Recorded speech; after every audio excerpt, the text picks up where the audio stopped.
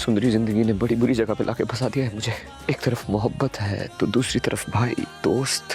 गुलाम बादशाह और सुंदरी की नेक्स्ट एपिसोड में हम देखेंगे कि बादशाह की शादी की डेट फिक्स हो चुकी है, जिसके ऊपर वो बिल्कुल भी खुश नहीं है और शादी नहीं करना चाहता।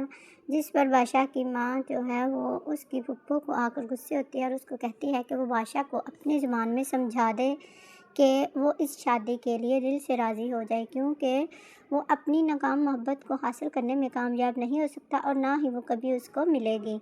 इसलिए उसको इस शादी पर खुशी से राज़ी होना होगा और वो उसको उसके भी मिसाल देती हैं कि उसे अपनी मिसाल देना। दूसरी तरफ दाजी ने बादशाह को चैलेंज कर दिया है कि तुम्हारे पास 10 दिन का टाइम है, इसके दौरान अगर तुम उस लड़की को ढूंढने में कामयाब हो जाओ तो मैं तुम्हारा निकाह उससे करवा दूंगा।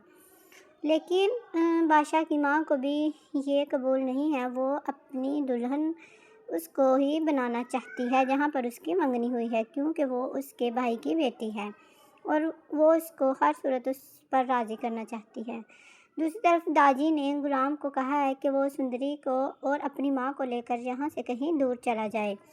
अब गुलाम भी इस टेंशन में है कि वो एक तरफ तो अपने जान से प्यारे भाई को, जिसने उसको भाई और दोस्त से अब खुद से बढ़कर समझा है, उसको वो धोखा दे रहा है और जिसकी नज़रों में सबसे ज़्यादा इज़्ज़त वही करते थे और उसकी माँ की भी वही इज़्ज़त करता था, हम उसको ही धोखा दे रहे हैं।